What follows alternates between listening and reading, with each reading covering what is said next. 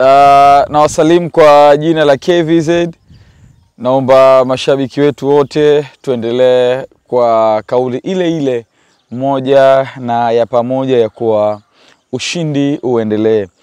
Na ripoti au naongea kwa furaha, furaha mpwite au furaha na bashasha kutokea hapa kisiwani Pemba. Leo ni asubuhi mapema kabisa napata jua angavu la kuniwezesha kupata vitamin C ili furaha yangu iweze kuendelea. Naongea hapa au nipo hapa kutoa ripoti ya vibe kutiki kwa vibe la Pemba au vibe la Gombani, baada kuhamishia vibe kutokea pale kwenye viunga vya Unguja katika dimba la Mau na kulihamisha Gombani.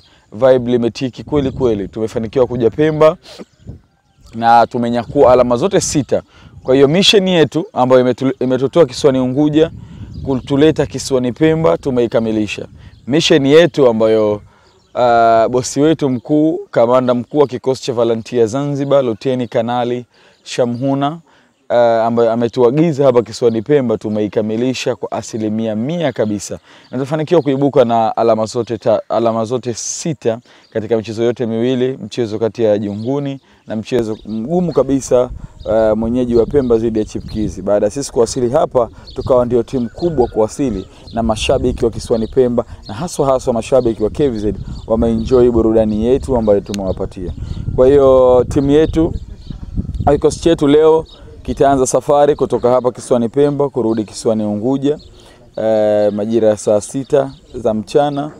Na kwa hiyo niwasihi mashabiki wetu, waandishi wa habari ambao wanahitaji kuongea mawili matatu na sisi, lakini mashabiki wetu wajitokeza kwa wingi kutupokea katika viunga vya bandari ya Unguja, kwa sababu kazi ile kubwa ambayo wametutuma tumeikamilisha ipasavyo. Na sasa hivi nguvu ari zetu na kila kitu chetu tunakielekeza katika mchezo unaofuata, mchezo dhidi ya Mafunzo. Na naamini kwamba Mafunzo amekutana na sisi katika nyakati mbaya.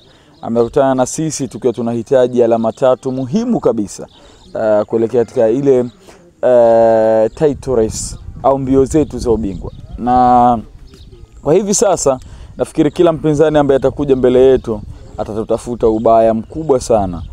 Tuna imani na kikosi chetu.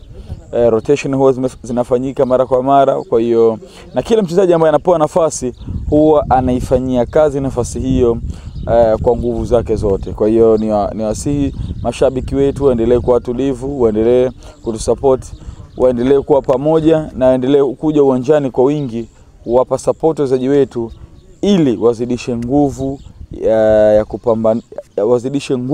ya kuipambania beji yetu ya KVZ. KVZ ushindi.